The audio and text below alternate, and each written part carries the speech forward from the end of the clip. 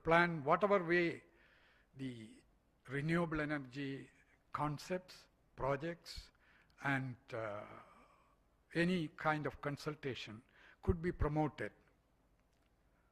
We don't actually ask for grants or donations. So we have actually, Ingcore itself is international non-governmental cooperation organization for renewable energy. We have been in several countries trying to intervene in promoting sustainable energy, and I would say today is a very lucky day for Trivandrum, for Kerala, for Ingcore, and all energy enthusiasts. Mainly because we are able to organize a program which is actually launching of a new discussion venue and new discussion pattern here called development dialogue. Serious discussions on energy, its policies, its impacts, and whatnot, by people who have time and the willingness to think about this and to discuss. And today, the development dialogue is going to be inaugurated by no less a person than the CEO of Sustainable Energy for All of the United Nations, Under Secretary General, and Special Representative of UN Secretary General for providing energy for all. And that person happens to be very passionate about this cause, and he has been committing himself for years in his different capacities to champion the cause of the unserved and underserved as far as energy is concerned. It is not the question of 1.3 billion people as numbers. This takes away enormous amount of our population from joining in the development activities of each countries. Therefore, this is important. There are many other reasons why energy should be available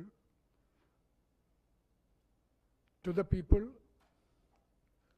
at prices they can afford, at places where they need, and at quantities they require, and they should be able to easily and conveniently use it for their own use and for creating income, as well as keeping themselves occupied and feel happy, healthy.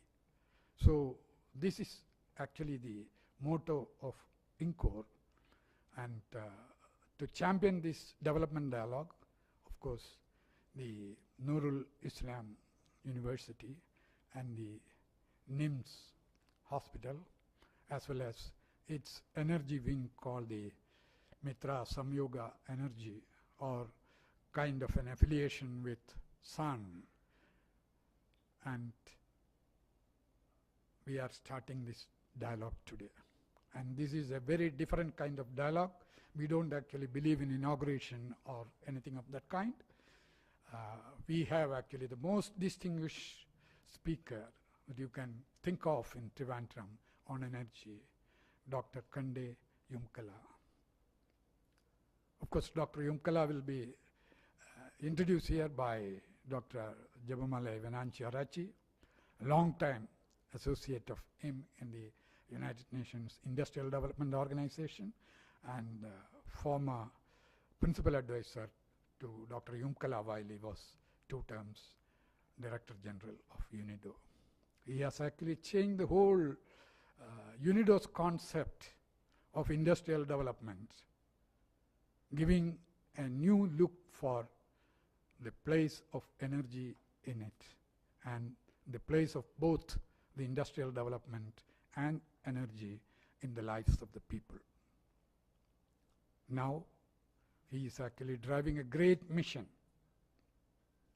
Sustainable energy for all. There is a decade which is declared by UN, as you all know, 2014 to 2024, and during this period it is expected that we will not have anybody without access to modern energy in the areas they live and they work.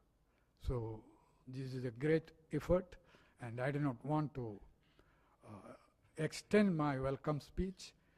I welcome each one of the distinguished personalities. I know that each one represents an institution.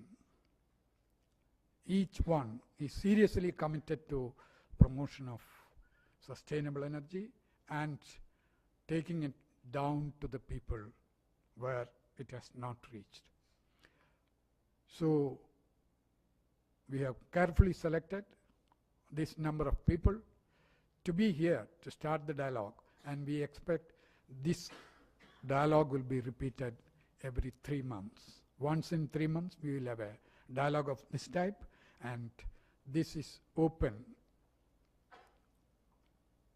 as a webcast, and many people from different parts of the world will be watching this, and at the end we will have a brief question answer session of around 20 minutes, during which, including those who are present here in the hall as well as those who are watching this from all over the world, will be able to interact with Dr. Yunkela. Now, without extending my word, once again, welcome to each one of you, and I welcome Dr. Jabamale Venantiarachi to introduce the speaker. Okay. Okay, after the presentation, the speaker will be introduced, and the Mitra Samyoga Energy will have a presentation, brief presentation of it.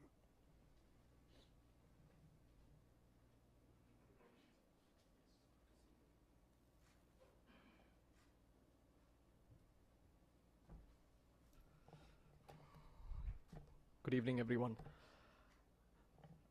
The very reason why I'm here, a boy of 28 years, and I am not actually when compared to the Honorable VVIPs, distinguished His Excellency Dr. Kanda Yunkela, sir, I am no one to comment, and I actually consider this as a privilege and honor to actually speak a few words about our very humble project and how we have how it materialized. Next, please. Mitra Samyoga is actually the energy wing of NIMS Education Trust. A few moons back, we realized the potential of tapping solar, bioenergy, hybrid energy, and we decided to go ahead and do something about it. And that is how Mitra Samyoga came into being. Mitra is in Indo-Iranian mythology, it is the god of light. And Samyoga means working together. So without teamwork in this world, nothing is possible. That is a fact. And the harder you work, the luckier you get. So we have a hospital in Niyattingara, which is a bit away from Trivandrum, a lovely city, a lovely town, I apologies. And we decided to reduce the current consumption, the power consumption of the hospital. So we had different ideas. We had, we had ideas, we had wind turbines coming in, we had solar, we had biomass. So after a lot of scrutiny, my boss, my guru, my mentor, Padma Vibhushan Dr. G. Madhavanaya sir, after a long consultation, we decided to go with solar energy, and we decided to actually convert our cardiac cath lab into green, using green energy. So all our procedures right now in our hospital is using green energy. We have, the project is for 500 kilowatt, half a megawatt. And the first phase was completed a few months back. And today was the final inspection. The final phase has started, and our distinguished VVIP, His Excellency Dr. Yumkele, sir, he inspected. I hope you are very happy with it. Not all, it was a humble attempt. Okay, so next please. So we have already, this is our vision. We want to reduce the carbon footprint, and we want to reduce the electricity. That is our aim. And we have developed such a technology, which is fairly simple, not very complex. And we want to get this out there. We want to actually, we would like to have the world adopt it. So we had so many challenges, hurdles. We went through all that. So finally, now we have something. Next, please. The technology is, we are not using any batteries. We don't have any storage, because all our cardiac procedures, like angiogram, cardiac interventions, apologies, are done during the day.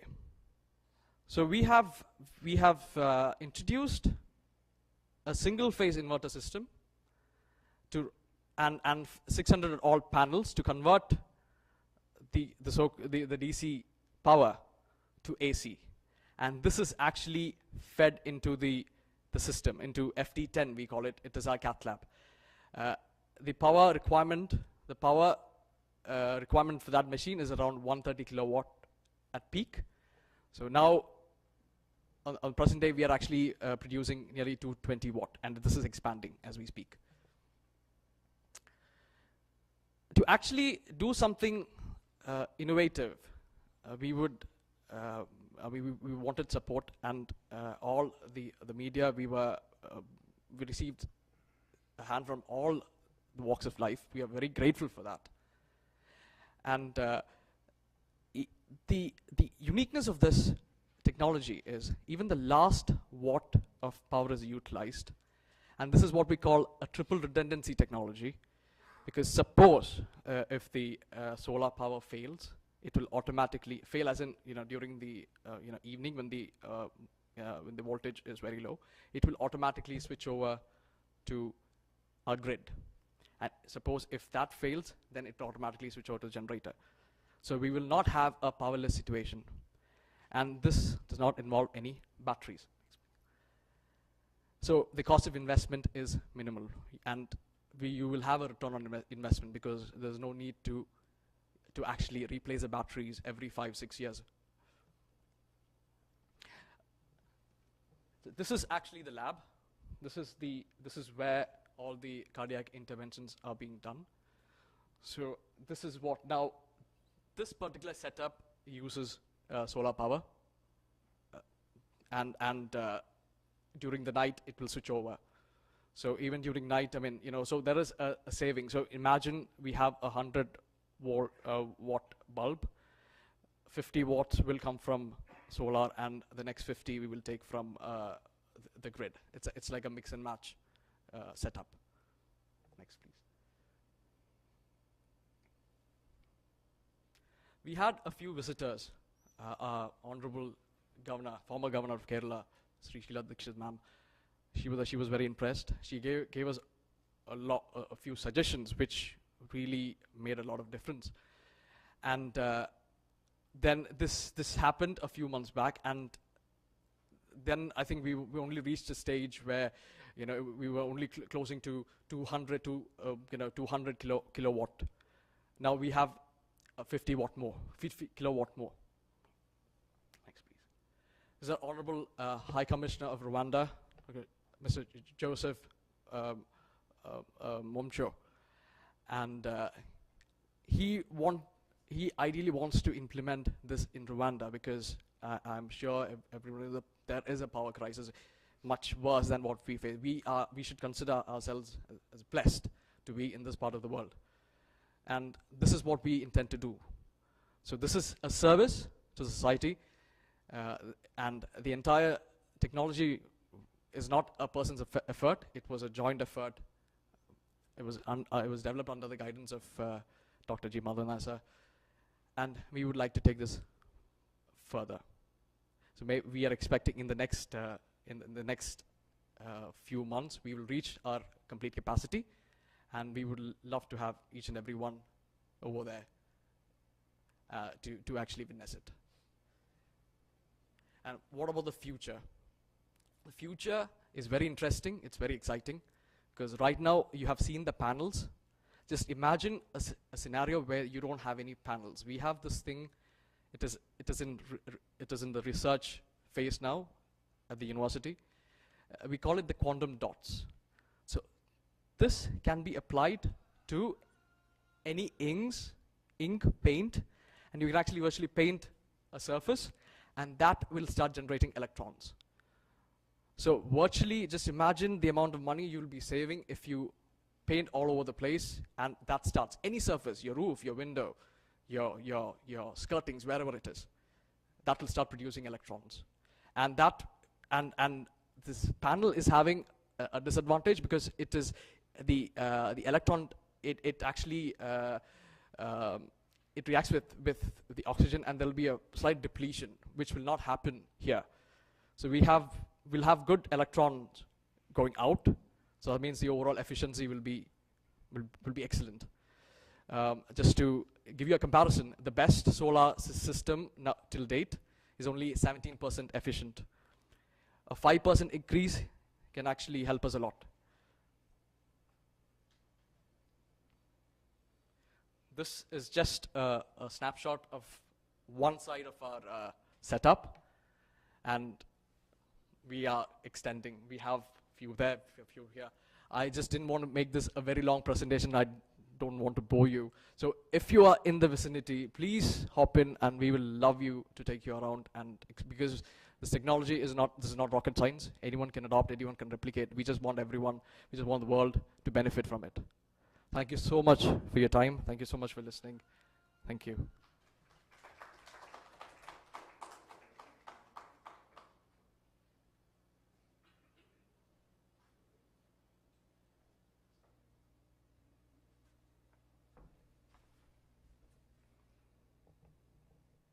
There is a slight change in the program.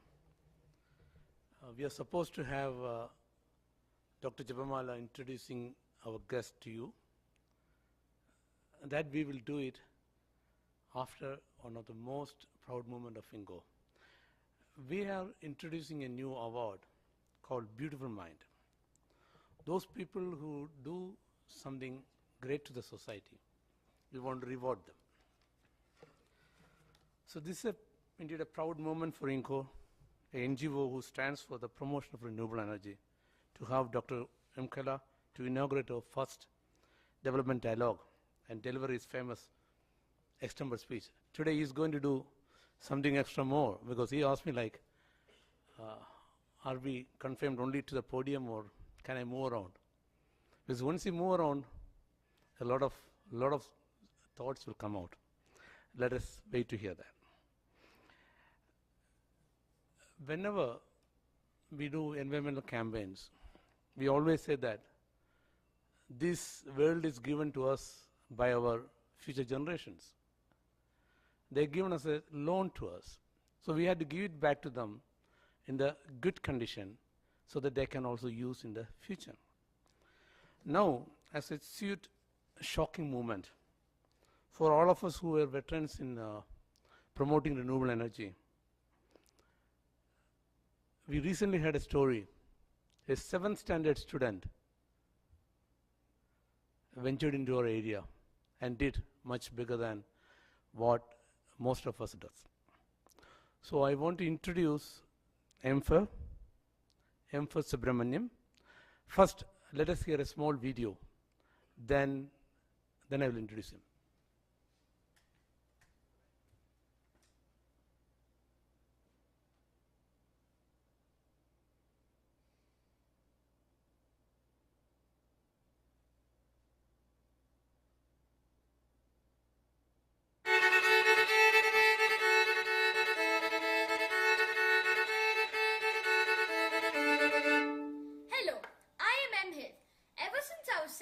old, I wanted to help kids who have less opportunities than me.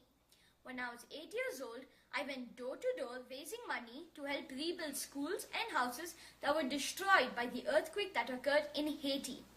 I collected around $150 for Habitat for Humanity, doing my small part in rebuilding what was destroyed. At age 9, I played my violin at local farmers markets and raised over $650 for the Pet Aid Disaster Relief Fund. Also, over a period of 3 years, I raised $600 for my school's robotics team. My grandfather lives in Ailur, a small village located in southern India. He has helped out his village in similar ways. For example, he has provided computers, school supplies, and uniforms for the school children. He has built a playground and a restroom for the local schools, and much more. When I visit him every other year, I get to meet the school kids he helps out. I'm always amazed at how enthusiastic they are to learn, despite their school's impoverished state. All of the impoverished schools in this area have no electricity. Students feel hot in the classrooms all day, year-round. Plus, during the long monsoon season, the classrooms are dark, which makes it hard for the students to focus. In addition, the 2 to 3 computers provided by kind donors cannot function without power. In some schools, the teachers pool together some of their salary money to provide basic electricity for these school children.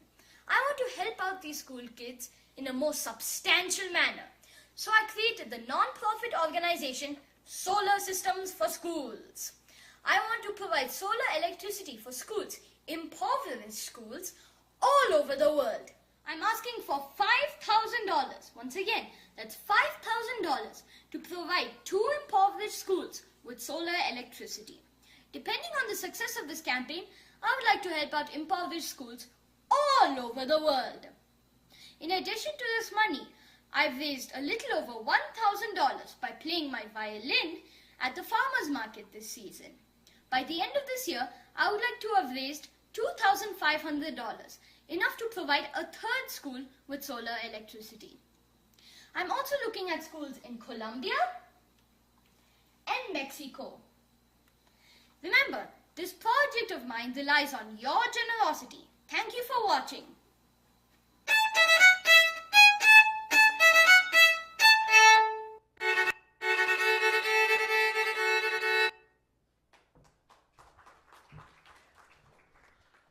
This boy needs a standing ovation. I think so.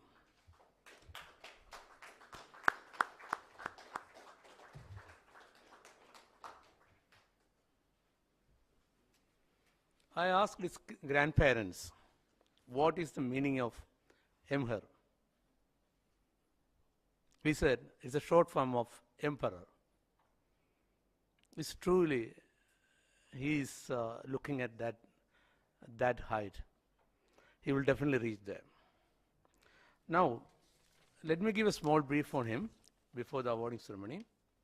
He is currently studying in grade 7 at Challenge School, a magnet school for gifted and talented children, located in Denver, Colorado, USA.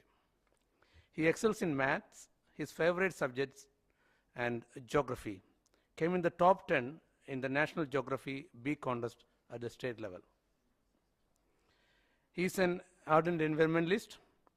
He has visited most of the 50 national parks in the US and qualified as a junior ranger at all the parks.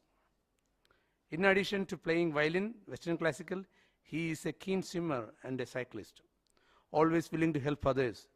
He has been raising money and supporting causes since he was 7 years old. Was declared as one of the best students in his school last year and was also adjudged as an Aura Scholar by the Mayor of Aura in 2013-2014. We are proud to award the first Beautiful Mind Award to Emfer Subramaniam. Let me request Dr.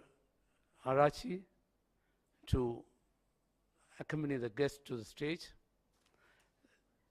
Here. Dr. Kande. No, Dr. Kande. And Professor V.K. Damodaran to accompany Dr. Kande Umkala to the stage.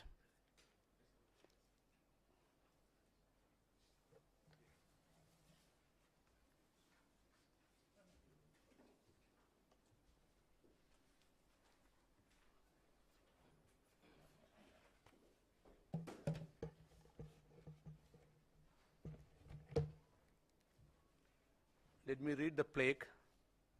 Ingcore, International Non-Governmental Cooperation Organization for Renewable Energy, wishes to congratulate and present a memento to Emperor Subramanian for his beautiful mind that cares for the world through his innovative school solar project.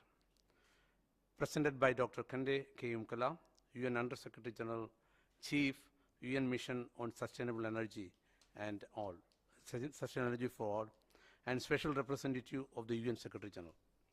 As an organization of professionals for promotion of renewable energy around the world, members of Ingcore appreciate and support his initiative and wish him all the best. This memento to Emperor Subramaniam is received by his grandparents, Colonel Retired Ganapati and Mrs. Meena Ganapati.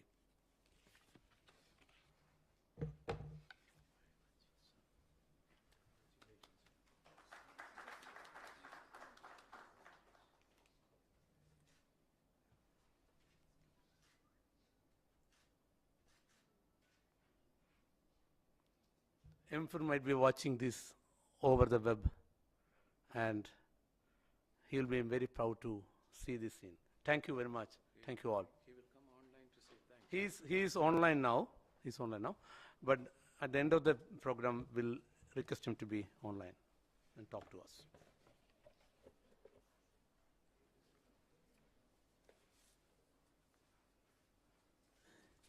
Now, let me request Dr. Jabamale Vinachi Arachi, former Principal Advisor of UNIDO, Director General, to introduce our guest. Thank you. Our distinguished guest of honor, Dr. Umkala, Professor V.K. Damodaran, I would like to recognize the presence of Ambassador T.P. Srinivasan and Madam Lekha Ambassador Srinivasan, and distinguished guests.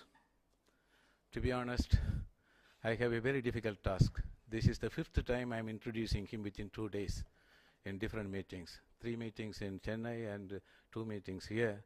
Every time I tried not to repeat it, though it was a different audience, but he was the one sitting and listening. So he should not get bored here. He will never come again, and particularly when I accompany him. So I thought, let me try to say something different. I scribbled something. For the first time, I'm burying my head into notes. I never used to do that. This is the first time I do it. When a person replaces another person as head of any organization, the staff members will think, oh, the present makes the past better. Of course, the future will make the present better after some time. But in his case, when he assumed office, he told the staff members, the present is the future. This is what he said in his induction lecture. The present, what we do now determines our future. The future of industrial development, future of UNIDO, because UNIDO underwent a lot of crisis. Ever since it was established, it underwent intermittent financial crisis. Once even the identity of UNIDO was a big question mark. Ambassador knows very well. So he said, let us do our best now. And then he came out with a very nice vision under the caption, together we make a difference. And he followed people-centered administration. And he won the approbation of all the member states, the staff members, and as a mark of respect for what he did, the UN Secretary General nominated him as the Under Secretary General to be in charge of sustainable energy for all. What he said was, when he assumed office, I am not going to get into the reform fatigue. I will not reform the organization for the sake of reform. He said there will be no programmatic change. The program will continue. The program will continue. But he said he will follow a programmatic priority accent. Programmatic priority accent on renewable sources of energy. This is what. Without the energy, you cannot implement all the projects you developed. So he wanted to consolidate the gains of his predecessors and then try to accelerate a high pace of economically efficient, ecologically friendly, socially desirable pattern of industrial development, and with a priority focus on exploiting all forms of renewable energy, sources of energy. In exploiting those sources, he did not want light poverty, but he wanted to use renewable sources of energy to erase, alleviate poverty. That's why he came out with a nice phrase. He said, renewable energy for productive use, which worked very well, across many countries, particularly in African countries. The next one I would like to say,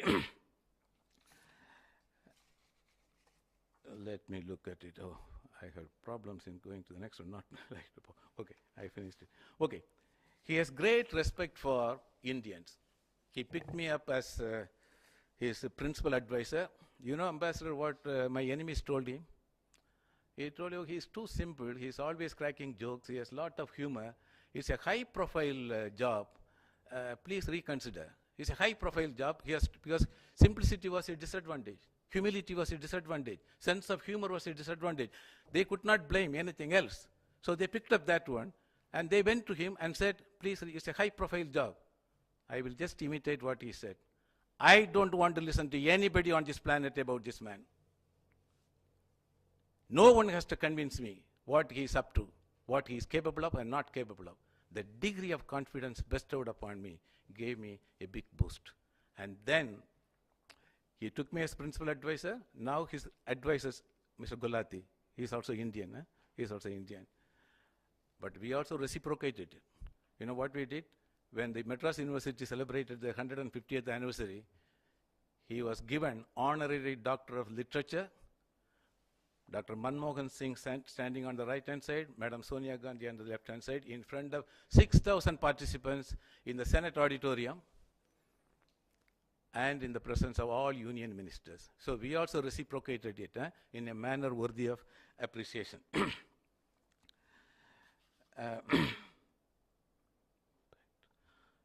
Okay. He always, I find in him a great sense of, he's an optimist, I would put it like this. He's really an optimist. Of course, pessimist is an optimist with experience. And he always made optimistic claims about the development potential of countries, particularly the African continent. Africa's main problem is to convert resource-based comparative advantages into competitiveness. You name any commodity, cotton, the cocoa, any name, it's a cotton tragedy, cocoa tragedy, diamond tragedy, gold tragedy, because they don't add value. Their problem is because of lack of skills and technical capabilities, they are not able to convert comparative advantages into But he said, you people always talk about this. No, this country should be able to enhance competitiveness without comparative advantage, using human ingenuity as the infinite source of wealth creation, as it is done in Singapore, as it is done in Japan. This is what he said. While making optimistic, whenever I was reflecting on his sense of optimism, I was always reminded of a very interesting incident which took place in a village. During the Sunday Mass, a priest, by slip of his tongue, instead of saying, Jesus Christ fed 5,000 persons with 5 loaves of bread, he said, by slip of his tongue, Jesus Christ fed 5 persons with 5,000 loaves of bread. He did not stop there. He said, who can do this? One guy got up and said, I can do this. The priest thought, he should be, an idiot, and he ignored him. And after the Mass, an old lady went to him and said, Father, you made this mistake. And the next Sunday, please correct it. So next Sunday, he said, Jesus Christ fed 5,000 persons with 5 loaves of bread. Again, he said, who can do it? The same man got up, and he said, I can do this. Then the priest was annoyed. He said, how can you do this? He said, with what was left last week. So if you have that sense of optimism, you can make the impossible possible. Now he is treating renewable sources of energy as a development alternatives because he has a very strong ideological and practical conviction that if you ignore these alternatives, there will be no alternative to development. Thank you. Distinguished guests, ladies and gentlemen, thank you for coming this evening. How many of you were in the presentation this morning? Quite a bit, so I don't want to bore them. How many of you are businessmen? How many of you are academics? How many of you are doctors? Well, how many of you are something else? I am told that I should facilitate a dialogue, so I will save you making any speeches. I should have said also, how many of you are diplomats or former diplomats? Only a few of us have that category here. Good to see you again, Ambassador. Ladies and gentlemen, thank you for coming. I'm supposed to facilitate a dialogue. It's the first dialogue in this series. I want to congratulate our sponsors here, the Ingcore group, and also the Mitra Samyoga and NIMS. Thank you for organizing this. Nowadays in the UN, we talk about multi-stakeholder platforms, multi-stakeholder dialogues. The reason being, as we look at global challenges and problems, more and more we are convinced you need to bring together so many people if you want to really solve the problem in a holistic way. And so we are challenged nowadays to facilitate discussions among diverse stakeholders, many of whom sometimes don't like being in the same room. And you need them in the same room if you're going to solve global problems, like climate change, like how do you move to a new green economy development model? How do you deploy more renewable energy investments and technology? How do you make sure that in fact we have inclusive growth, not just growth for a few handful of the 1% to be richer, but growth that will lift many more people out of poverty. In answering those many questions, we are now forced to have these multi-stakeholder dialogues. So since it's supposed to be a dialogue, I'm not going to give you answers. Let me see if I can try to generate some discussion amongst you. I will quote something from which I mentioned this morning. I didn't elaborate on it. But some of you, I don't know if any of you have read The Third Industrial Revolution, written by Jeremy Rifkin, a professor of business at the Wharton School. And here's how he summarizes what he's written in The Third Industrial Revolution. And I quote, "Internet technology and renewable energies are beginning to merge to create an infrastructure for a third industrial revolution that will change the way power is distributed in the 21st century.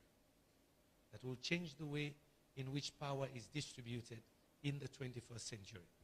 In developing his theories about the third industrial revolution, he went into history to show that the industrial revolutions have been powered, in his own view, by a convergence between energy technologies and information technology.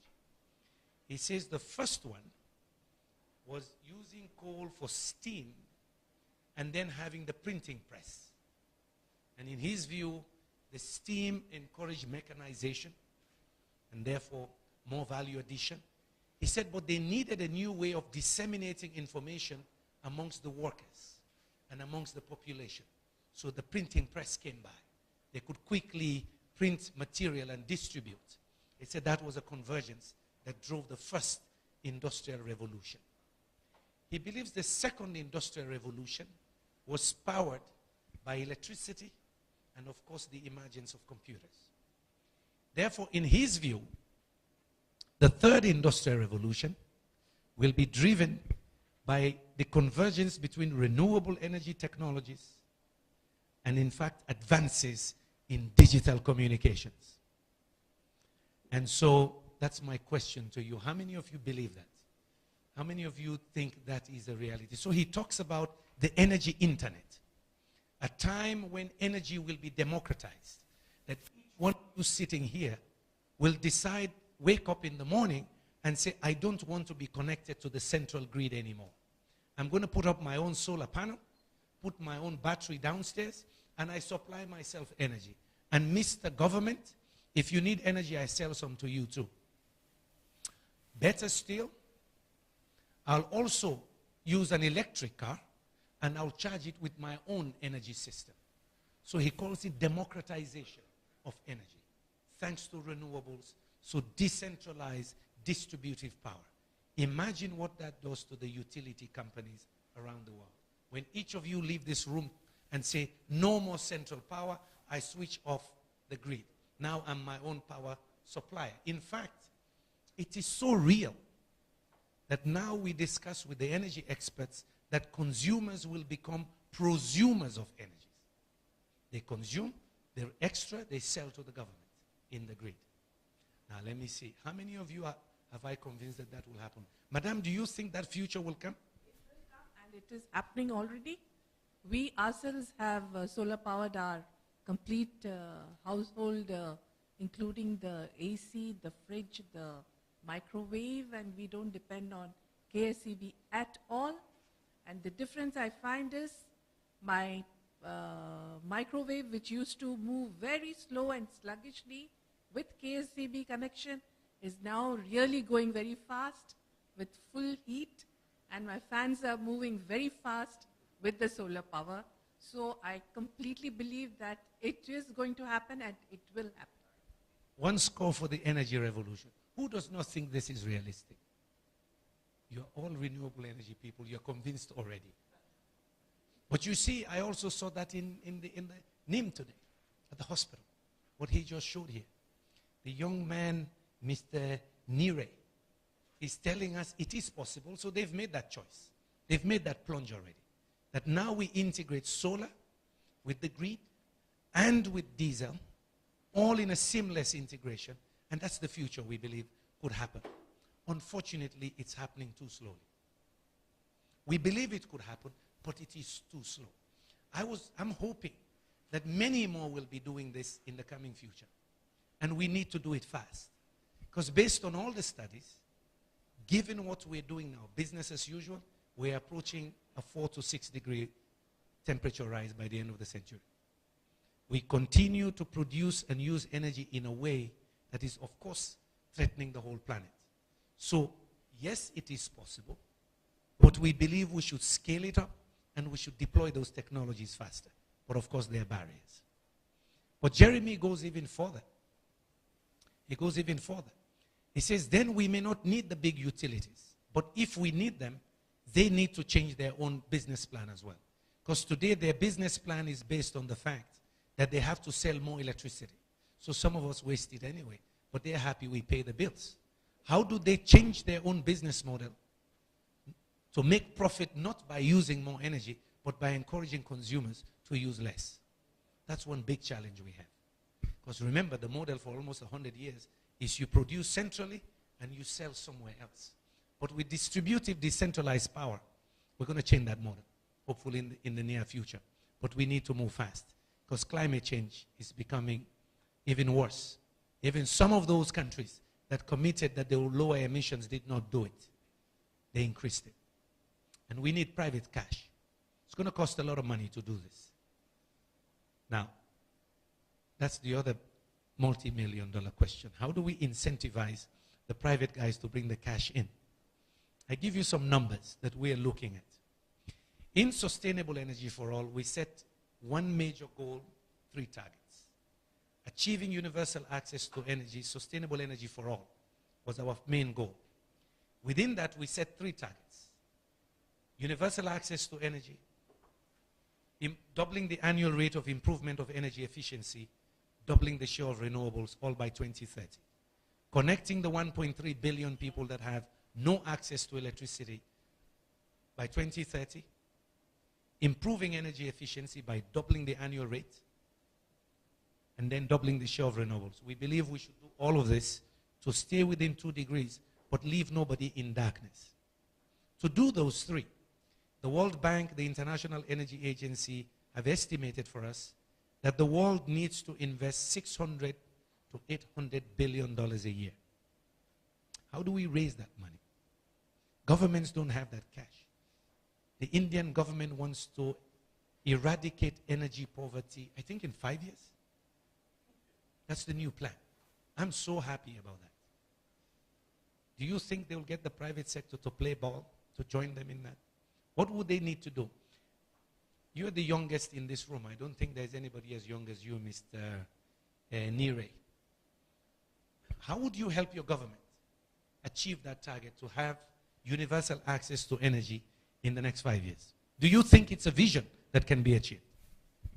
It is definitely possible. As the saying goes, necessity is the mother of invention. So we will do it. How? We will do it.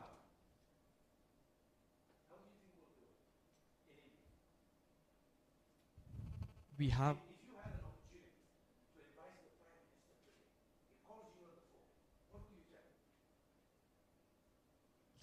Active participation. Let's bring in everyone together under one roof, and let's just take a piece of paper and pen, and let's write some numbers, and let's see where we stand, and we'll take it from there onwards. But we have to start somewhere. But you are confident it can be done.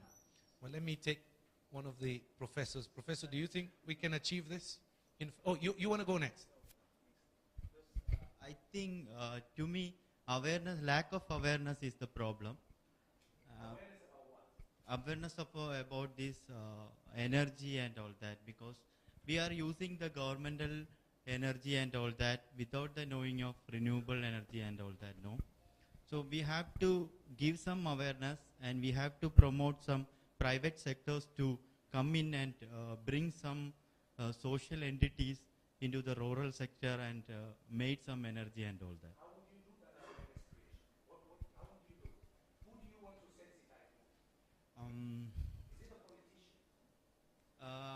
If we depend upon the politicians, no, it will be very hard for us. No, sir.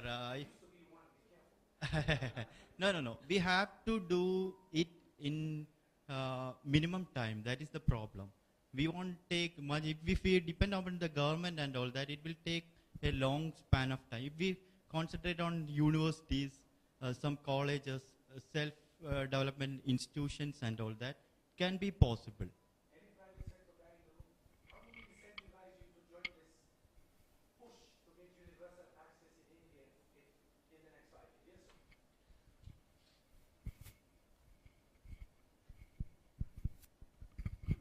In India, we will go back to our old concept of Swaraj, self-management, enlightened self-rule. This has been the dream of this country during the independence struggle. And so what we will have is a network of youth groups. We have already in Kerala, Thalekunnil, the small groups of local people who would get together and do things. In the energy area, what we will have, which we already have started, we have started the experiment, which is to have groups of young people, which will contain young engineers, technicians, management people, and all that, in all different locations. And they will have the solar panels built for the neighbors, for their own houses, and so they will be self-reliant. So totally self-reliant, and they will do this in all these groups. So there will not be any dependence on the government or any other people. So they will do it in an incremental manner, small, probably DC lights and things like that. They will have LED assembling things done by Thalekunnil and people who are not so skillful, and gradually the skill development will also come there. This is the way we are dreaming, and we have started that.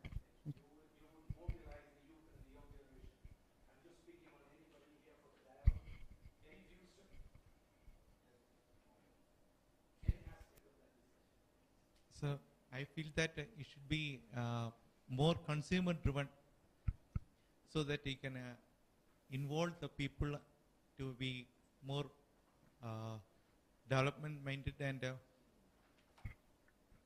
so that in the centralized model it should be on a decentralized way, and you should be incentivize the consumers to be part of the system.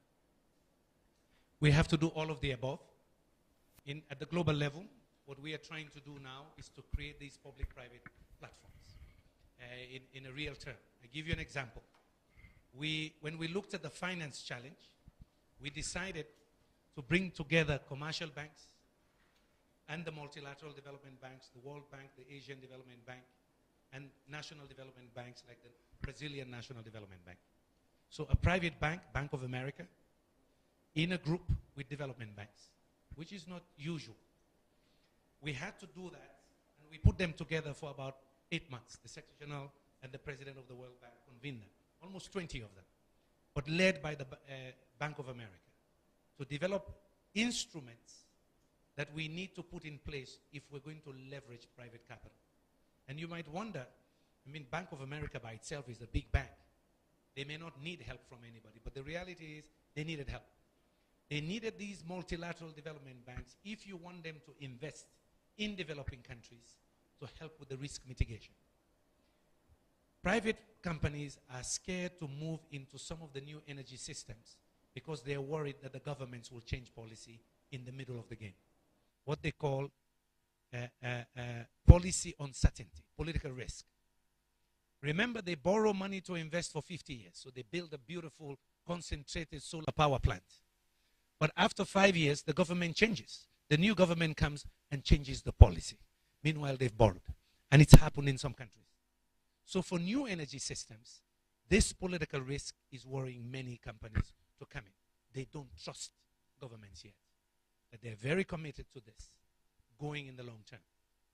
And so the idea is the Multilateral Development Bank, Asian Development Bank, World Bank, and others, which they're doing now, could provide some of that risk guarantee for the private companies to come in and invest in some countries. But there's several risk mitigation instruments. My point is what? At the global level, we chose to bring these banks together. And we've just developed a plan to raise the first 120 billion. And Bank of America is going to raise the first 10. And then we'll leverage the rest from capital markets. So building these partnerships has to be deliberate. It's the same as the national level. India would have to do a similar plan. So get banks to be willing to lend to consumers if they want to move into energy efficiency, to have incentives if they want to switch to electric cars going forward, but maybe good research money as well to encourage both private and public research institutions to be the technology leaders. This is a huge market opportunity. And so this morning I was explaining that I believe India can lead that new green energy revolution. And this is why we like the plan of the Prime Minister. Putting an ambitious target that let's drive universal access to energy over the next 5 years to a decade. That's a huge market. You're looking at 300 or 350 million people to be given modern electricity. Depending on the choice of technology, if it is solar, distributed power, decentralized power, that's a huge market. Great opportunity for joint ventures. That's a guaranteed market. But how do you incentivize it? How do you encourage the big companies in India? It could even be telecoms company or equity fund managers to really look at this as a big market opportunity. It's going to be the next challenge going forward. And then decentralize that to the regions. But we said from the UN standpoint, we were very impressed. We want to join him and help him put this together. And we're trying to work with his team now to see how we can in fact use that as a model in other countries to say, hey, set an ambitious target, push for the legislation, and yes, build those integrated teams, including the youth, or create the awareness why this will benefit the country in the long run. And of course, I have a selfish interest why I want India to succeed in that. Because when that technology becomes cheap, I get it in Africa too. Because we've gotten other good things from India. So you can see my selfish interest, but since we live in a globalized world, India's success could be Africa's success too. Because you'll domesticate those technologies and make it cheaper. We're already getting stuff from you. So I think renewables will be one of them. Yes, sir, you have a contribution. Good evening to you. I'm Colonel R.G. Nair. We are talking about renewable energy, not only of solar. A state like Kerala, with the geography of highlands and midlands and lowlands, we have 44 rivers in Kerala, out of which 3 are flowing eastwards and rest are flowing westwards. Why can't we go for mini micro power generating schemes where the capital investment is very low, gestation period is very low, transmission losses be quite a little, and which the political system is not going in for because they want to have huge investments, so the thing gets dragged and the rest of it follows. And this will take care of domestic consumption for a state like Kerala where there is no big industry. And that can save the main grid for doing whatever little industry we have. I fully agree with you, sir. Fully agree with you. Mini hydro, micro hydro is part of the equation too. That's right. Yes, some would not want us to talk about hydropower, but we have to. 80% of the hydropower potential in OECD countries are already built. Yeah, already built. So you and I must exploit those rivers. And this is how I met Professor Damodaran many years ago. He was visiting Nigeria on a totally different subject as a UN consultant. But then I saw the back of his card that he was working at the hydro center in China. That's how our relationship started almost 15 years ago. I never met him before. I just turned the card around, and he started teaching me a little bit about mini hydro. So I fully agree. In fact, he would tell you that story. There was a time in China, they had almost 80,000 hydro units, from micro hydro to the big ones. Over time, they phased them out. They estimate now maybe 40,000 still in existence, but they gradually scaled them back. Others they left to feed the grid. This is how they powered some of their village enterprises. Small hydro, 650 kilowatts. Some of them 1 megawatt, some 2. But yes, they used any source. Sometimes they integrated, and that's the story I think our colleagues from NIM was talking about. Integrated systems. Hydro, solar, biomass. Today I heard another one, solar and also biogas. So I fully agree with you. In a state like this, we should look at that as well. It's also part of decentralized, distributive energy production. So I fully agree. But again, it has to be done sustainably, making sure that also we don't destroy the ecosystems. And that's the advantage of micro hydro or mini hydro. Less environmental footprint on the ecosystems. So I fully agree. Let me fast forward then. Another challenge we have, of course, is spreading prosperity. That's a challenge we have in the UN. We're looking at that as we look at the world. Globalization has helped many countries, including your own. You're trading much more now than you traded probably 20 years ago. But we think globalization is also leaving many people behind. You know, when we look at how well we've done in reducing poverty, yes, we did well in the Millennium Development Goals, but that was thanks to China and partly thanks to India. Many more people were lifted above $1 a day in China than anywhere else. So the numbers look good.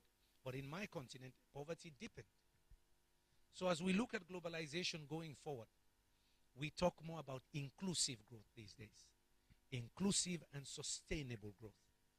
Meaning it should be growth that is also fair.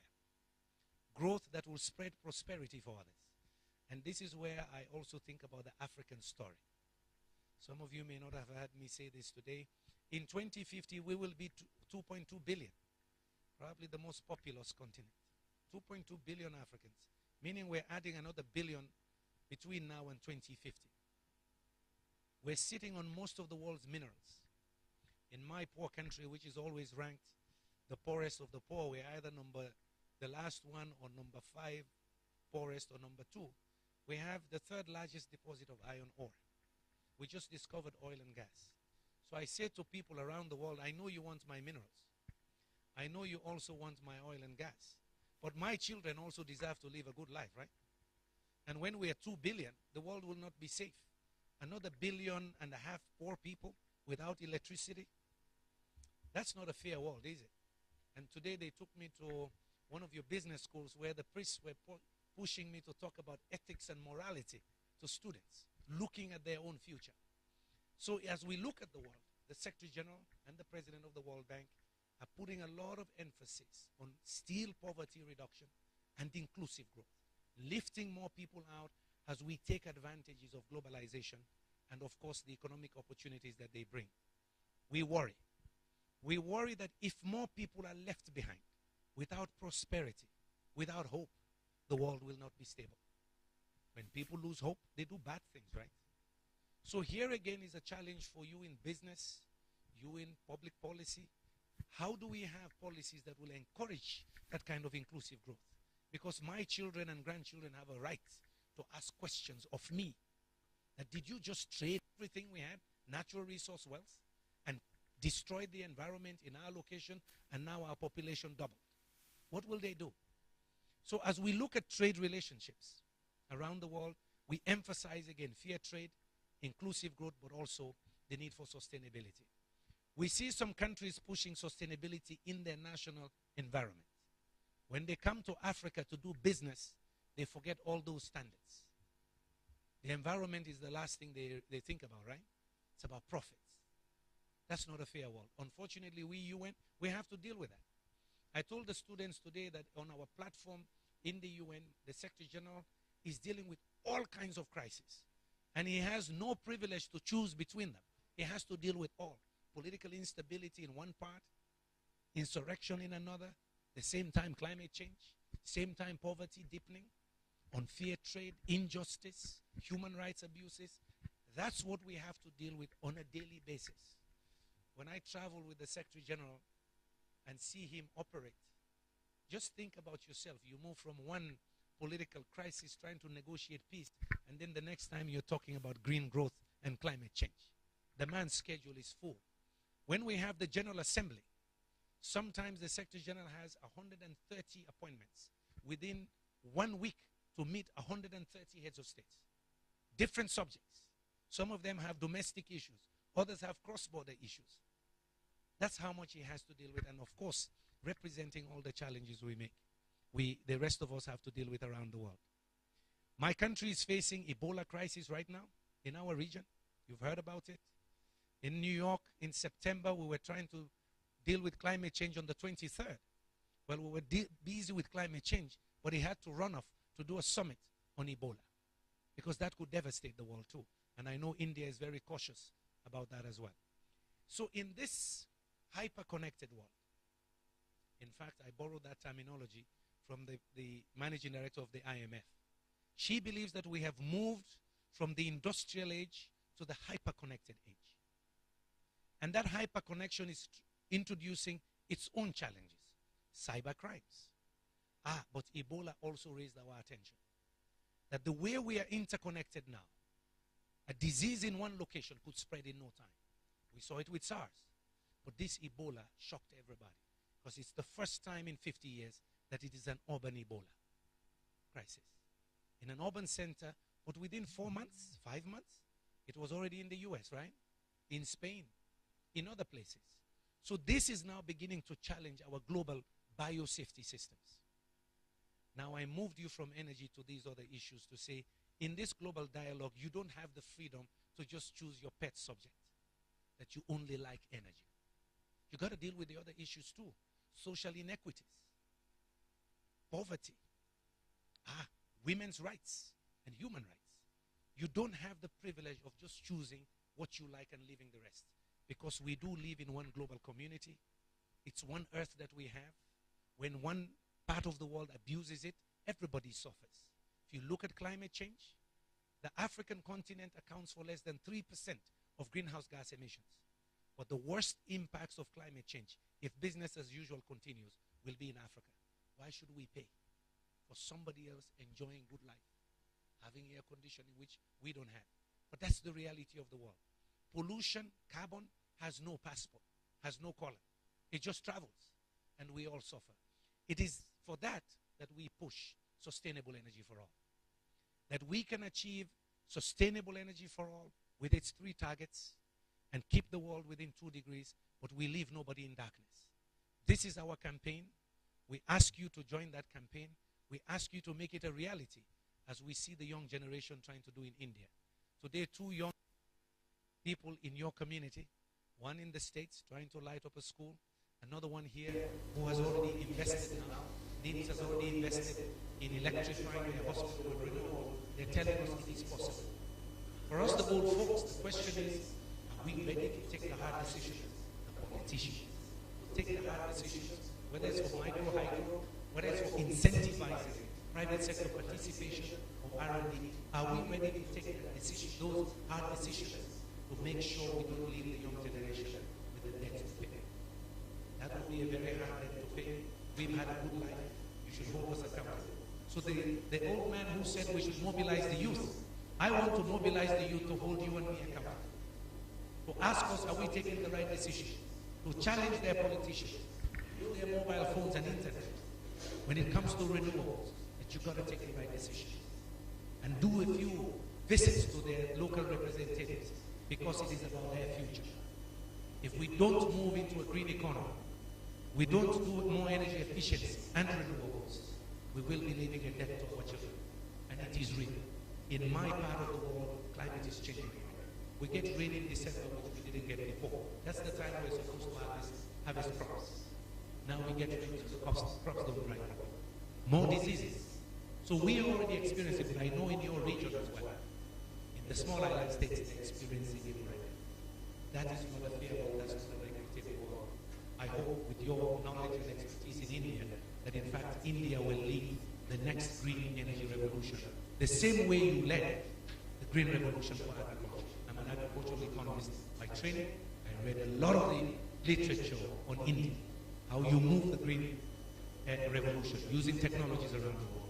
It is the same belief I have that your country would lead that next green industrial revolution that would benefit many of us around the world. But it's not for charity.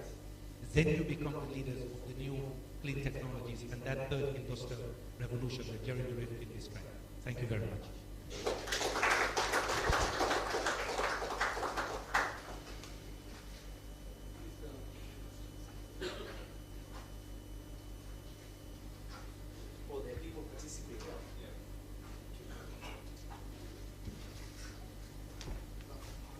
We have few participants abroad, the Skype and webinar.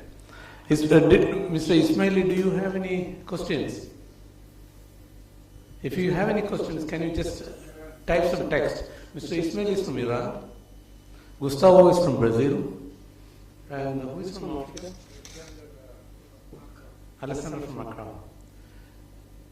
Now, I think we had a plan to have a question and answer section at the end, which Dr. Khande fast forwarded during his speech itself. So I don't think there is a room for a question and answer, or if you have any question and answer, it will be, we have time to do for maybe for 5-6 minutes. Is there any questions? Yeah. Mic is there? Okay. Mr. George for IEEE strong volunteer, please. What I would like to, I'm George Paul. What I want to ask is, why this whole discussion about different energy include solar thermal power? So this is a big gap. So thermal power possibly is phenomenal because the spectrum of the whole energy, sun energy, very little portion is being conducted by the solar panel, PV panel. But the thermal power possibility is partly neglected by governments, policymakers, everybody. It's a real problem. Because I can tell you one simple thing. Just like mini hydro, 5 megawatt and 10 megawatt solar thermal for peak power generated. I'll explain the simple thing. Okay, we have already dishes for steam generation.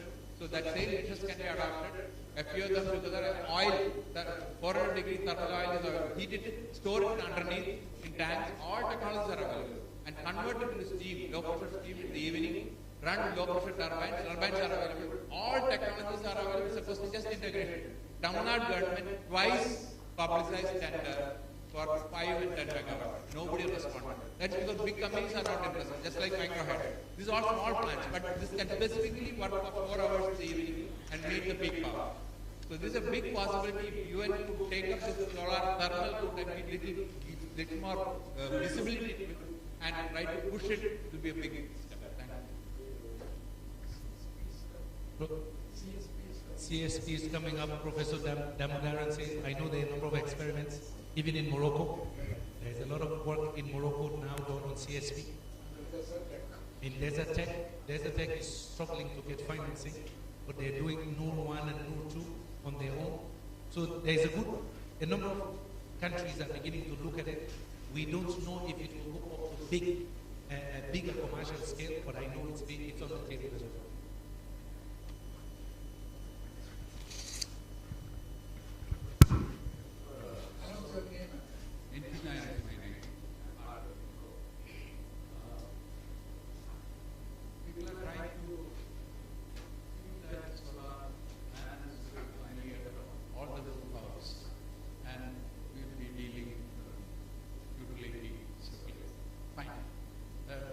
Let that be a reality.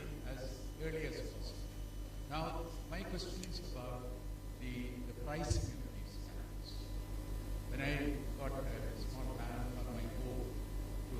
run my inverter home.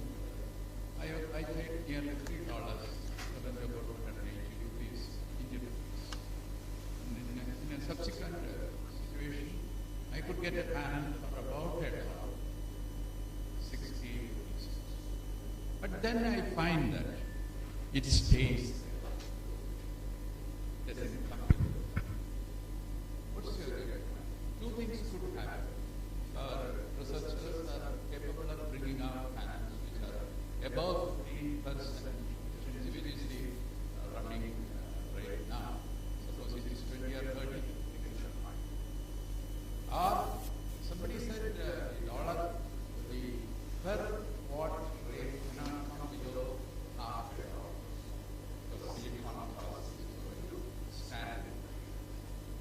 What is your considered looking at the price of already and reaching a level where already small migrate?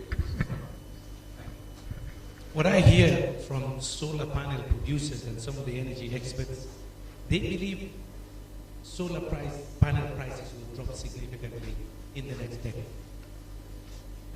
There's a lot of R&D still going on at different kinds of solar technology coming. I've been to Osaka, where it's not the Japanese company there that is experimenting, is not looking at crystal.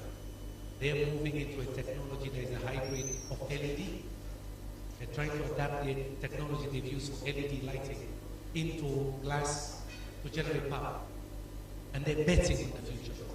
So I know there's a lot of R&D, but what we want to do in the UN is even accelerate that decline even faster. And we remain optimistic because, again, thanks to China, solar PV prices themselves dropped almost 75% in the last 5-6 years. 75%, we were not expecting that too. So it means it is possible. Question is, can we accelerate it forward? In a discussion I was having with some experts at the World Economic Forum Global Agenda Council this past weekend in Dubai, again, we had sessions on renewables and the future of electricity. I'm part of that group. They showed us, some companies showed us graphs showing that battery technology, for example, gets a major decline every 5 years within the world. They had historical data. And they believe that can also be driven forward. So we remain optimistic. Where will the big break come? I don't know. We're hoping it's China. As I said here, I'm hoping with the target that Prime Minister has put forward, that in fact Indian R&D guys will be inspired to say, let us be the guys breaking that green parity. Let us be the country, meaning India, that will lower that cost significantly over time. And in fact, we're trying to put our money where our mouth is by generating a discussion on that in January. How do we simultaneously bring solar and battery storage prices down within a decade to achieve a universal green parity? One of the things I have done over time is to put targets that don't be possible for people and just motivate groups to work towards it, as we've done with the advocacy of state to Europe. Now we're picking up this challenge as well. How do we drive down within a decade, build a coalition of countries and private companies to commit to driving the cost down of both solar, all forms of solar, not only crystallized solar, down and also actually cost storage. So it is ongoing. How soon I can't give it when but we are optimistic. We have 2 questions online also. Rajit, can you read that question? One from Ismail from Iran. The first question is from Ismail. The question goes like this. You told that there have been some problems in the private companies to invest on renewable energy due to change in governmental policies. As I study on this matter for strong policy from the government, kindly give me some information of the countries who have strong policy and those who change the rules time to time. Well, the ones that have strong policy on this are obvious for many: Denmark, Sweden, Norway, Germany. They've had very strong policies encouraging renewables going forward. I don't want to name the countries that change too often. There are many of them. Either they change too often or they are just hesitant to take bold decisions. When we talk to bankers and private sector, they always say to us, when it comes to public policy, we want TLC, not tender-loving care. Transparency, longevity, and credibility of public policy. Transparency that it was done fair. It was not done to favor the friend of the government. It was done as a level playing field to give equal opportunity to any private sector. Longevity, that this public policy will be there, it is supported by the parliament, it will stay there for 10, 20 years, so they can take the risk to borrow. Credibility, that the people will back the policy, especially when it comes to pricing. How much people will pay for power. In many countries, we're trying to encourage them to unbundle their energy sector, create more private companies to generate power and to distribute power, if possible to transmit power as well. This is something we're pushing heavily in many countries. More privatization, more deregulation, like was done for mobile phones. Yeah? But if you're going to do that kind of unbundling, they want to make sure that people are ready to pay. And in some surveys we've seen, I give you a case in Korea. 2 years ago, we went to Korea, they had just done their policy on green economy and clear targets set. So they told us of a survey. Of course, it was closely after Fukushima. They also depend 32% on nuclear. So they asked their consumers, do you want us to get rid of nuclear? Yes, 70%. Are you ready to pay more? No. Again, somebody mentioned consumer behavior. How do you convince people that, look, this is not for free again? If the private sector is going to invest, you've got to be willing to pay a little more. And many governments are scared to touch that pricing question or touch the subsidy question for that matter. Yeah. Next question, Mr. Alexander from Ghana. That's my brother from Ghana. Yeah, Alexander Basheer. Okay, so the question goes like this. Dear DG, there is a tremendous need for rural electrification in Ghana. Is there any work going on in Ghana under C for All? Continuation. Although there are grid lines in almost 70% of Ghana, the supply of electricity is still very erratic. Access to energy in rural areas are still a major problem in Ghana. What are the strategies in place for countries in sub-Saharan Africa to take advantage of, and what are the programs implemented by C4All to assist these countries? This is one of your Kerala brothers, Alexander Baghi, and he's an energy expert, so he's drowning me with very hard questions. Yes, Ghana is one of our pilot countries. We have 30 pilot countries that we are assisting through our partners right now. Ghana has been our most successful country in West Africa in terms of electrification, about 70%.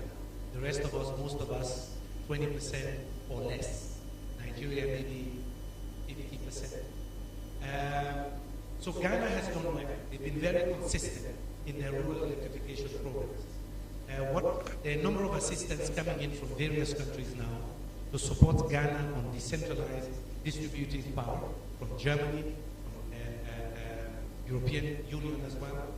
But more importantly, there is a big support from the United States for that, almost $500 billion, to do a complete energy sector reform, integrating their various sources, because Ghana also discovered oil and gas. In fact, very soon, their gas pipelines will reach shore. So Ghana must integrate gas into the energy mix. It's not going to be only renewables. They've discovered gas, they're going to export a lot of that. They have to build it in to ensure that their own people have electricity. They also have a huge hydro and solar potential. So it's about integrated systems going forward. There's a lot of help they're getting now from different countries. Also, there's help to make sure they don't suffer from the so-called Dutch disease. When you become very wealthy suddenly, you begin to do the wrong things. It's called stickers of Dutch. So there's a lot of effort in Ghana to help them diversify their economy so that they don't rely only on oil and gas at the expense of agriculture. They're doing very well also in agriculture. So this new oil and gas wealth is worrying some economists there to say, look, if we stop the economy, can they learn from the Norwegians how they use their oil and gas resources for their sovereign funds while ensuring industrialization and other knowledge systems grow in the economy and not relying only on oil and gas in the world.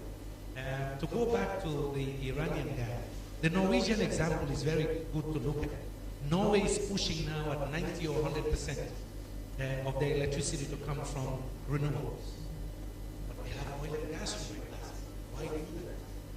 It's a commitment from the government. The country as well has suddenly just become very green in their psychology. They want to be more green. But it's also common sense. They discovered that they have a lot of wind power. So the idea is generate energy with wind and store it as water up in the mountains. You can let it down and supply Germany in the day. They also use solar PV and they don't have much solar. They are also on a basis the biggest users of Tesla electric. So that is an oil and gas economy that is now driving towards renewables, and it makes sense they sell the gas to the rest of Europe and build their solar farms for the future generations of the US. Just smart economics, right? Saudi Arabia wants to do the same. Saudi Arabia is very aggressive on energy efficiency. They've established all the Guinea centers for renewables. Real aggressive. Why? God gave us the sun and the sky. It will not make sense if we don't use it. That's one of the biggest oil and gas producers. They diversify going into renewables. This is what gives me hope. That when the renewables market begins to expand, and India joins that race, prices go down. We know from evidence bigger deployments that are helping those prices go down. The Chinese did not do it on their own. They pushed yes, new technology for also the market.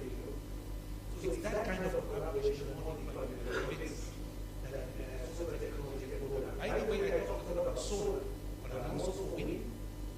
Hydro I mentioned. Makes sense. So integrated system, Brazilians are also very aggressive in all of these technologies because they want to I think it is, everybody is getting hungry. There are good food ready for everybody outside. But before that, we want to give a small memento to Dr. Kandeyamkala. This memento is from Art Can Care. Art Can Care is an NGO, similar like Ingcore. Art for Cancer Care. They are selling Gandhiji. They are selling Gandhiji in all sense.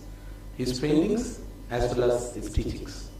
So, let me ask Professor V.K. Damodaran to give away this memento. The behind it is written, a Gandhiji's quote is there. Earth provides enough to satisfy every man's needs, but not every man's greed. Mahatma Gandhi.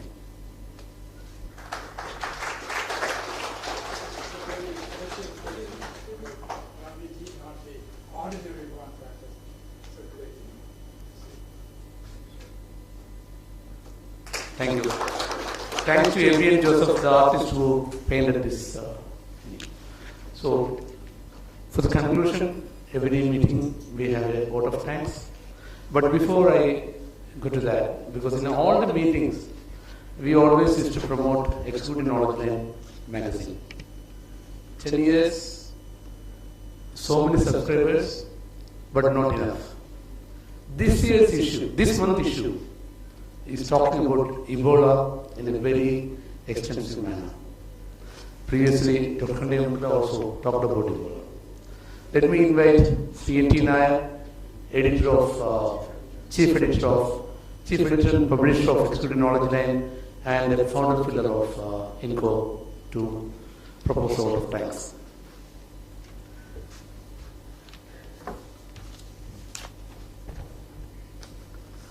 Distinguished guest of the evening, Dr. Ingcore,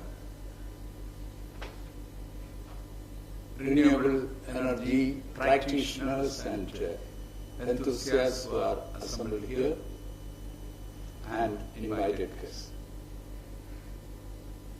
It is I am sure you will all agree that it is an unconventional meeting which we had in the last 1 hour's time.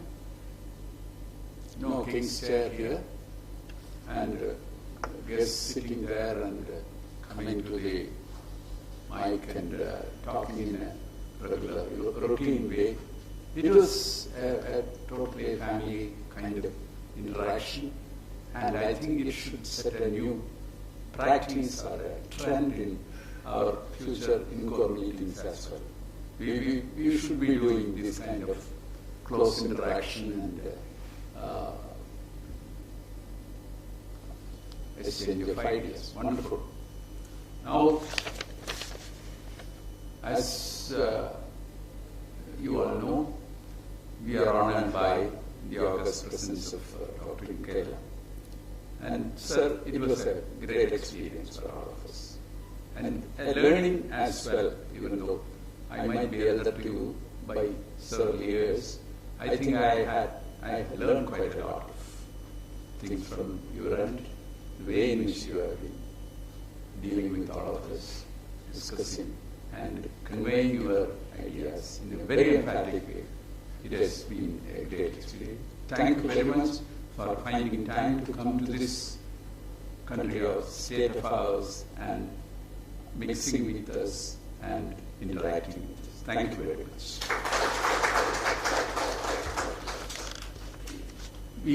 This evening's program is sponsored by NIMS and the so-called Mitra Samyoga Energy Project, and we are very much thankful to our Meera Ramchandran representing this group, and thank you very much for giving a presentation, telling us what your plans are. And it's also probably the first hospital in the country to go for a totally renewable Asia, totally new way of looking at things and showing that it is possible. Operations can be done with the help of renewable energy. Wonderful. And all the best. Let it be again another trend for others to follow. Thank you very much for the organization. Now, two great people were behind this initiative, Professor V.K. Damodaran and Dr. Arachi. And we were definitely their guidance and their planning did all the trick, and it was wonderful. And the third industrial revolution was on display when you were talking to our Mr. Alexander, who was in Ghana. Internet was on play and on display here. So what you mentioned in the morning, I went back at home and had a look at the review of the book that Third Industrial Revolution is. Great. And you have been able to show that in this thing because we could interact with people sitting in different corners of the world. Great. Let that industrial revolution be the guiding factor for all of us. Now, so we have also our grandparents of the boy in US. Thank you very much, sirs, madam, for finding time to spend with all of us. Thank you very much. And dinner is already outside. And a lot of volunteers like Ram Kamal and his small young photographer who is seen going around with a camera. It's a wonderful experience for all of us. And thank you very much, every one of you, for finding time to be with us and taking part in this, not as passive onlookers, but as active people involving in the discussions. Thank you, every one of you. Thank you very much.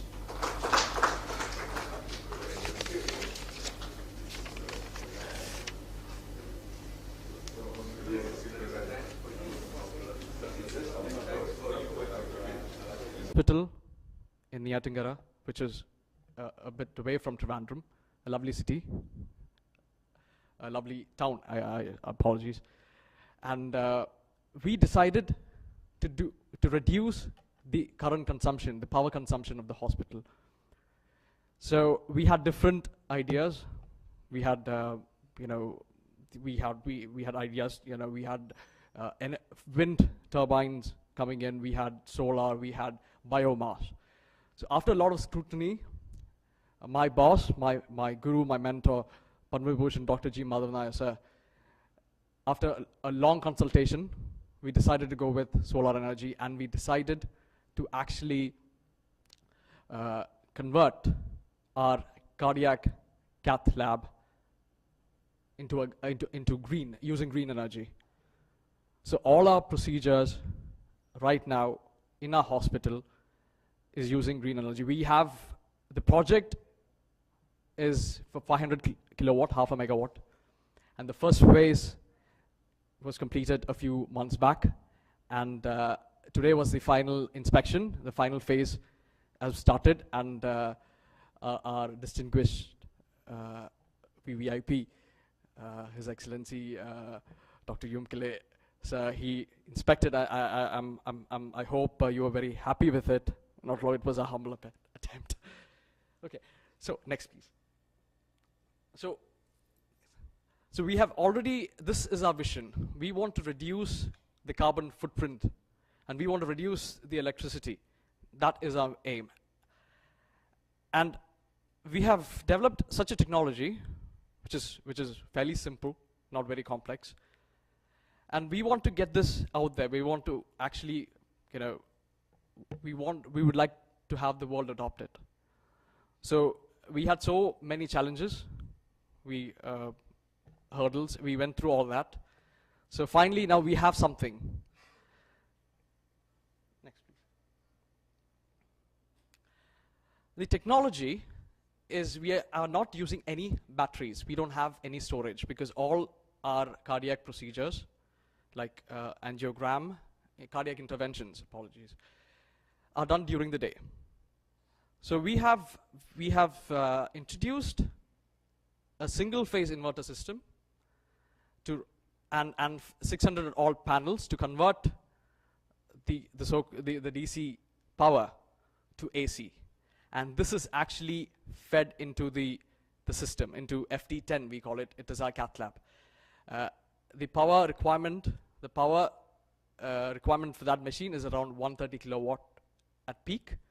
So now on the present day we are actually producing nearly 220 watt, and this is expanding as we speak.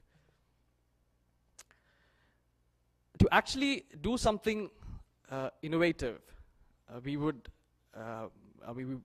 support, and all the media, we received a hand from all the walks of life. We are very grateful for that. And the uniqueness of this technology is even the last watt of power is utilized, and this is what we call a triple redundancy technology, because suppose if the solar power fails, it will automatically fail, as in, you know, during the evening when the voltage is very low, it will automatically switch over to our grid. And suppose if that fails, then it will automatically switch over to the generator. So we will not have a powerless situation. And this does not involve any batteries. So the cost of investment is minimal, and you will have a return on investment, because there's no need to actually replace the batteries every 5-6 years. So this is actually the lab. This is where all the cardiac interventions are being done. So this is what, now this particular setup uses solar power, and during the night it will switch over.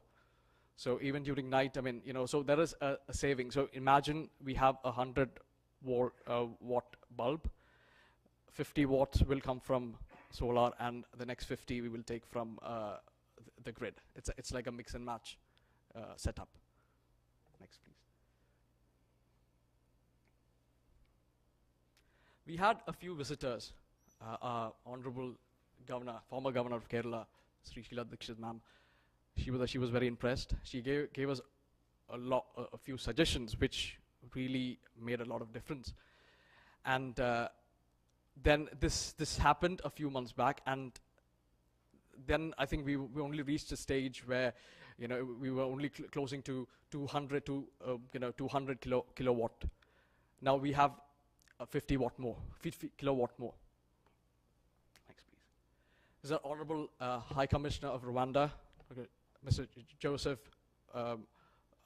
Momcho.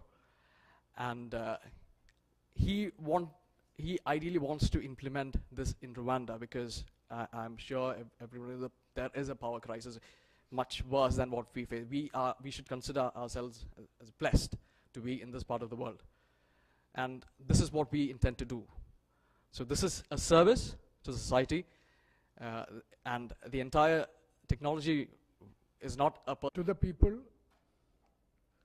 at prices they can afford, at places where they need, and at quantities they require, and they should be able to easily and conveniently use it for their own use and for creating income as well as keeping themselves occupied and feel happy, healthy. So this is actually the motto of Ingcore, and to champion this development dialogue, of course, the Nurul Islam University and the NIMS Hospital, as well as its energy wing called the Mitra Samyoga Energy, or kind of an affiliation with Sun. And we are starting this dialogue today. And this is a very different kind of dialogue. We don't actually believe in inauguration or anything of that kind. We have actually the most distinguished speaker that you can think of in Thiruvananthapuram on energy, Dr. Kande Yumkala. Of course, Dr. Yumkala will be introduced here by Dr. Jabamale Venanchi, a long-time associate of him in the United Nations Industrial Development Organization and former principal advisor to Dr. Yumkala while he was 2 terms Director General of UNIDO. He has actually changed the whole UNIDO's concept of industrial development, giving a new look for the place of energy in it and the place of both the industrial development and energy in the lives of the people. Now, he is actually driving a great mission, sustainable energy for all. There is a decade which is declared by UN, as you all know, 2014 to 2024, and during this period it is expected that we will not have anybody without access to modern energy in the areas they live and they work. So this is a great effort, and I do not want to extend my welcome speech. I welcome each one of the distinguished personalities. I know that each one represents an institution. Each one is seriously committed to promotion of sustainable energy and taking it down to the people where it has not reached. So we have carefully selected this number of people to be here to start the dialogue, and we expect this dialogue will be repeated every 3 months. Once in 3 months we will have a dialogue of this type, and this is open as a webcast, and many people from different parts of the world will be watching this, and at the end we will have a brief question answer session of around 20 minutes, during which, including those who are present here in the hall as well as those who are watching this from all over the world, will be able to interact with Dr. Yumkala. Now, without extending my word, once again, welcome to each one of you, and I welcome Dr. Jabamale Venanchi to introduce the speaker. Okay. Okay, after the presentation, the speaker will be introduced, and the Mitra Samyoga Energy will have a presentation, brief presentation.